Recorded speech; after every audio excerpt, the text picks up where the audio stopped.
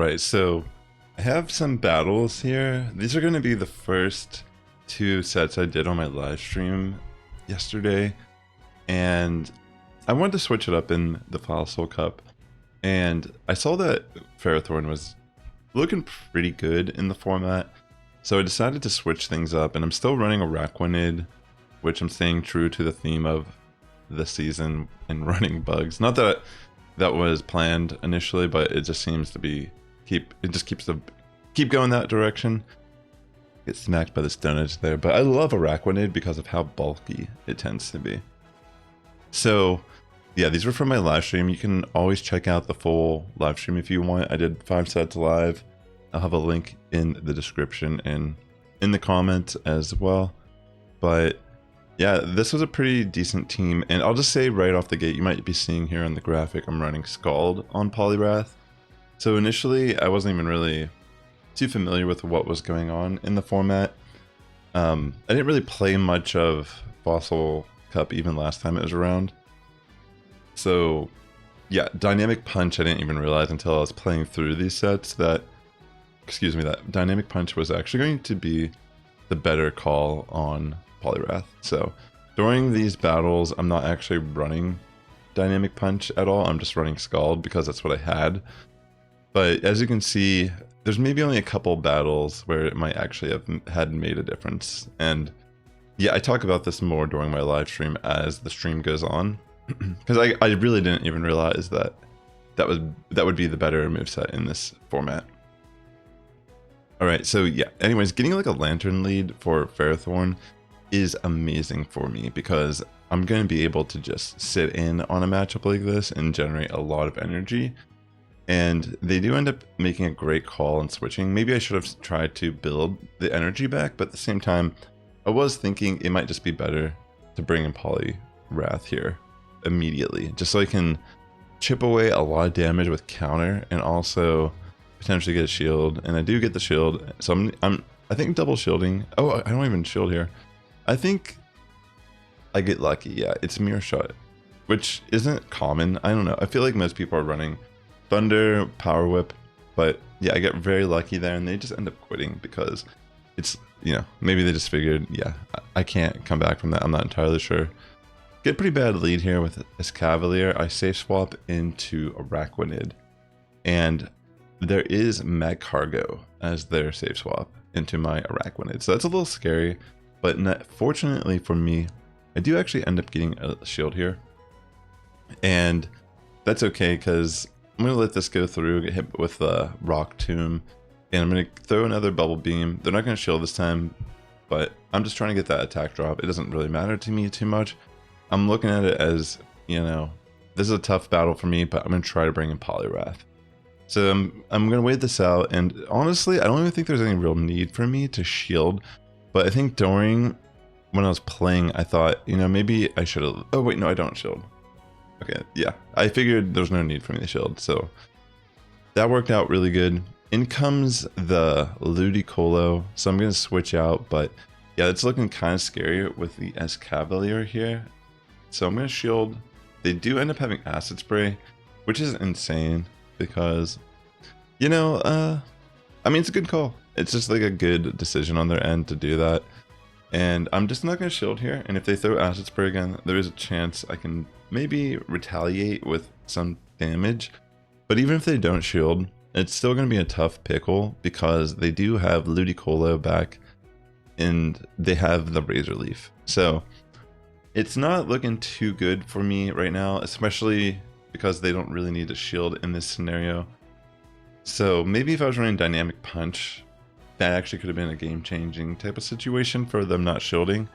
But I am running Scald, and yeah, I do make this adjustment eventually, but I just wanted to showcase this team. I would recommend, if you're watching this, run Dynamic Punch over Scald where I have it here, and you'll find the team works out really nice. Yeah, I wanted to make the video because I actually had a really good positive record, and if you've been watching the channel, I haven't been playing too much this season, and then on top of it, I've been memeing like crazy, so a lot of the stuff I've been doing on the channel, I've been taking L's left and right, you know, not getting great win rate overall just due to the fact that you know, trying to do something a little unique in that regard.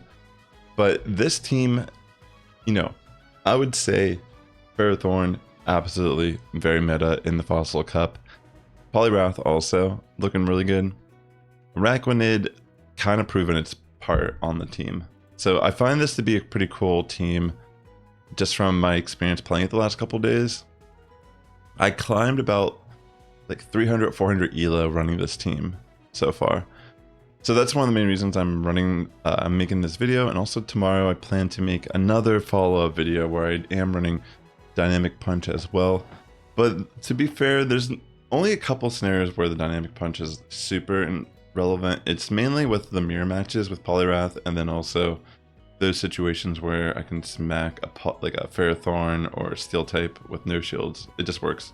I mean, pretty much Lantern also. A lot of the Pokemon, honestly, in this format, just being able to threaten it with a fighting stab move is great.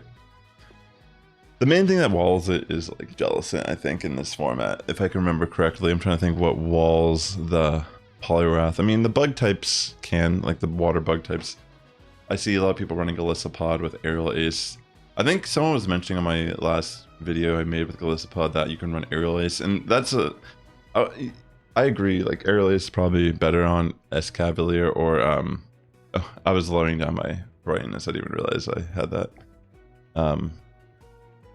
I'll probably like that if you're watching this post, maybe it's like blurred out a little bit there. I don't know. Anyways, so yeah, I was doing this live, so these are from my live stream. But yeah, I think the Aerial Ace is a good option on Escavalier or Golisopod just because of the Poliwrath matchups. Already being a bug water type, you can resist a decent amount of the coverage in this cup, and being able to hit some of the Pokemon that you can wall relatively good, like Poliwrath with like a flying move, that's good. I like Araquanid because of its bulk, because I'm able to even flip matches with Lantern. I do it consistently with this team, and yeah, I just find, I don't know, I've been loving going live on the channel and just running Araquanid. I mean, I have fun. I know maybe this cup might be boring or stale to some people, but I'm a huge fan of bug type Pokemon, and I recently, even in Scarlet and Violet, I was running a team with Araquanid on it, and they obviously are completely different games, you know, VGC and Pokemon Go, but there's still like some elements that are similar, you know, like typing to some degree is similar. By the way, I let my Poliwrath go here because I saw this as an opportunity to just bring in Ferrothorn, and I was pretty confident I was going to get to the Power Whip and I could just remove Lantern entirely, and then it's just a matter of bug biting down with Araquanid into the Poliwrath there. So yeah, that's the first set of the stream I did, which was a 4-1 set.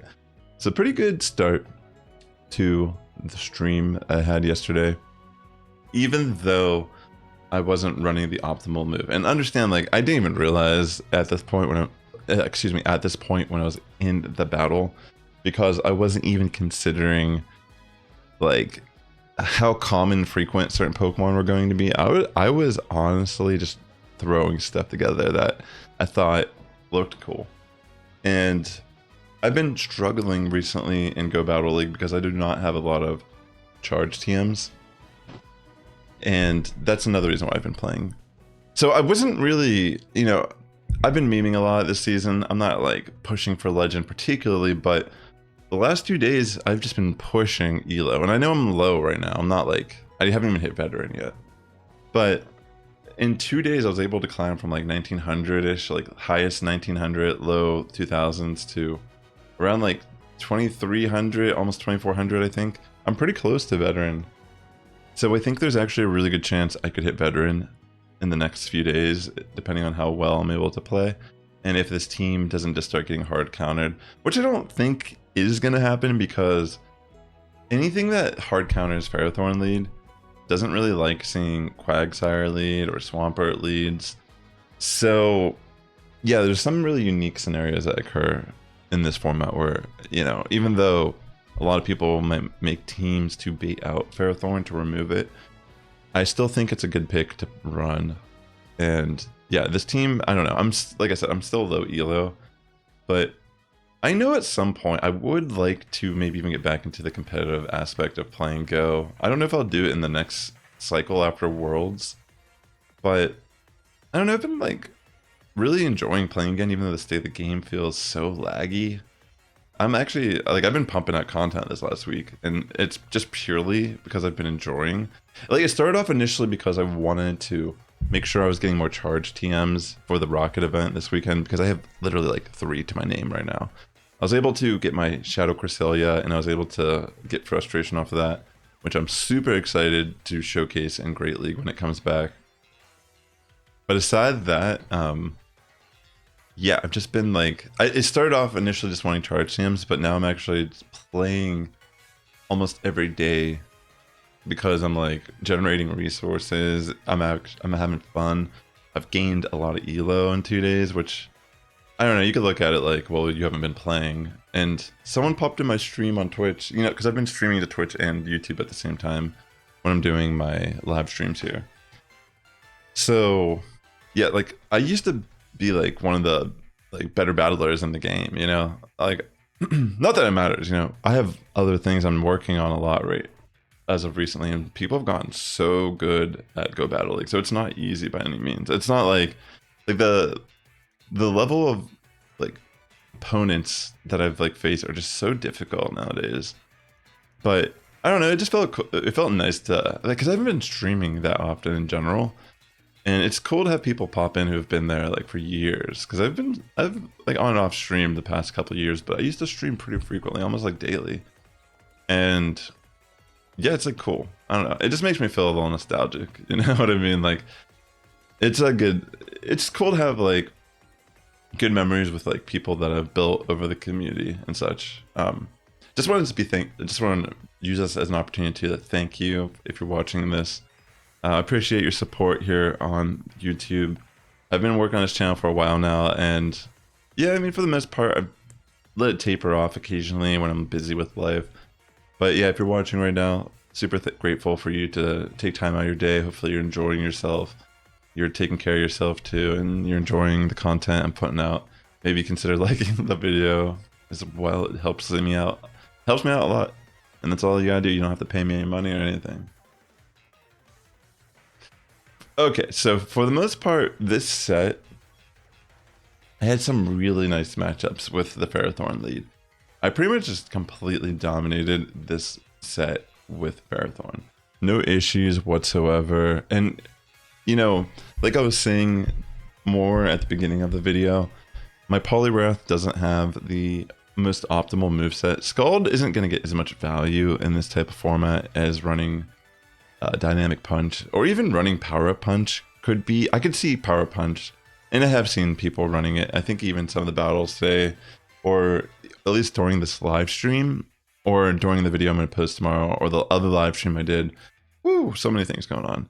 Anyways, it's a good option to run Power Up Punch on Poliwrath in this format, just for the fact that people aren't going to know what you're running, and sometimes just ramping that counter damage is better than smacking a Dynamic Punch, because 2 shield scenario, it's better. You can bait, bam, boom. Lovely. But I think Dynamic Punch ultimately is just the better preferred moveset, just because in a no shield scenario, Power Punch isn't going to be able to provide that lethal damage that you really need to be bringing with Dynamic Punch. And that's what I realized after this stream and video. So yeah, even though I'm showing you these battles, the team you can run exactly the same as how I've presented it here, but don't run Scald, run Dynamic Punch or Pup if that's your preferred playstyle. But I think with the way the team functions, actually maybe with the Araquanid, with the attack debuffs, it could potentially be a good idea to run Pup, because you might be able to ramp up with Poliwrath a little easier, being able to reduce the attack of the opponent's Pokemon. I don't know. I was even like entertaining the idea when I was streaming, maybe Infestation Araquanid with some nukes would actually be a better option as well. But I do like Bug Bite a lot. I think the way I've been playing it with the Poliwrath, it's important that you just kind of go for double Bug Buzz. They don't really like the shield against Araquanid since they can resist it. But if by chance you can get the RNG with the defense drop, it can be so huge and just flip the matchup. that happens so frequently that it's like, you know, honestly, losing Switch isn't always the end all be all in this type of format. So yeah, as you can see, some pretty decent matchups for me. I can kind of just even farm down on the Gastrodon, and it doesn't really matter because they have Lantern. So from there, it's just, they can't really do anything. So they can stay in the fight, try to play it out, but they end up top lefting, which I don't blame them for doing. All right, so yeah, as I was saying, this second set just dominant leads for Ferrothorn. And this is the whole factor of what's keeping leads that beat Ferrothorn in check, is stuff like Quagsire, maybe not Swampert as much, but, you know, maybe like Cordelia I've seen. Yeah, but for the most part, I really do like Araquanid as a safe swap. Even in these matchups against like Ferrothorn, it's neutral damage because of the steel typing, but the beauty of it is, like I was saying earlier, Araquanid is just so bulky. It's one of the main reasons why I prefer it almost more than Golisopod. I feel like I'm able to no shield Araquanid majority of the time I'm running it. And then the scenarios where I am committing shields, it's because I'm so determined to flip the switch. And it can do that, you know, that's the beauty. Like, people don't like shielding Araquanid, they don't want to shield a bubble beam on accident. And that's the key, is you have to throw the bug buzzes, because they're probably not going to shield like majority of the time. And if they do shield, that's fine too. The scenarios where they don't shield and they get the defense drop, it can just flip. Like, trust me, I've played it out frequently in this format so far, and it seems pretty consistent. I would say like Araquanid is actually not that spicy, even though I like refer to it as the spicier Pokemon on this team. Let me know what you think. I mean, maybe if you're watching this, if you feel like, oh, this team is going to struggle against certain things, like, yeah, of course. But my point is that this type of format is more cyclical than just like two different teams. You know, there's like 3 variations, or, you know, obviously way more than that, but there's such a, at least leads, the leads are going to be a little bit of like rock, paper, scissors. And the way you can come back from a bad lead is ultimately how you play it out, you know?